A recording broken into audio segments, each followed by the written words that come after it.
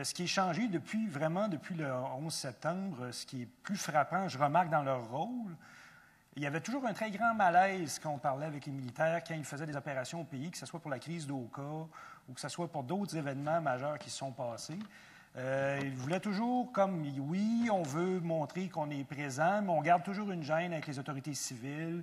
C'est un pays démocratique, il y a des élus, on doit respecter le pouvoir civil. Mais avec le monde du 11 septembre, où ça nous place, c'est que comme la menace ne vient plus seulement du Nord, avant, on avait une idée approximative de où venait la menace. Maintenant, la menace, elle est partout. La menace, elle est partout. Elle peut être partout. On peut décider de devenir carrément paranoïaque. Donc, on se doit de voir comment les gens, justement, qui veulent perpétrer des actes pour déstabiliser le gouvernement, comment ils vont faire.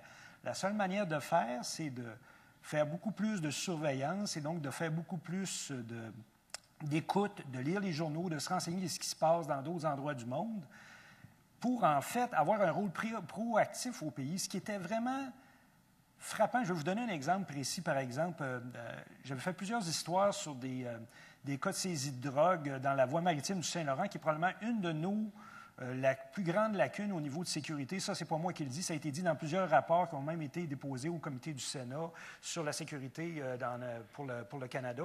Quelles sont nos vulnérabilités? Et puis, ce qu'il disait, c'est que finalement, au point de vue militaire, on avait dans le mandat, c'était pas clair qu'ils avaient un rôle proactif à prendre quand ils voyaient des choses qui se passaient, par exemple, sur les océans, des bateaux aérisonnés. C'était toujours sous la suggestion du pouvoir civil, que ce soit pêche et océan, ou, par exemple, la garde côtière. Ils avaient un rôle beaucoup plus en retrait.